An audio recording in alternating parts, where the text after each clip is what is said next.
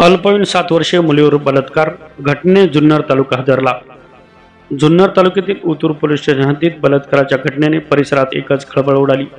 देविदास रोहिदास गर्जे सध्या राहणार नितवड तालुका जुन्नर जिल्हा पुणे, मूळ गाव पाथर्डी तालुक्यातील बडेवाडी येथील आरोपी असून त्याच्यावर उतूर पोलीस ठाण्यात रविवारी रात्री उशिरा गुन्हा दाखल करण्यात आला आहे।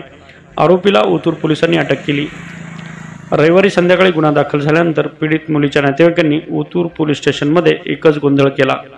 नातेवाईक संतप्त होऊन आरोपीला आमच्या ताब्यात द्या, आरोपीला फाशीची शिक्षा झाली पाहिजे हीच मागणी नातेवाईक व सामाजिक संघटना करत आहेत। उतूर पोलिसांनी परिस्थितीवर नियंत्रण आणत नातेवाईकांना शांत केले।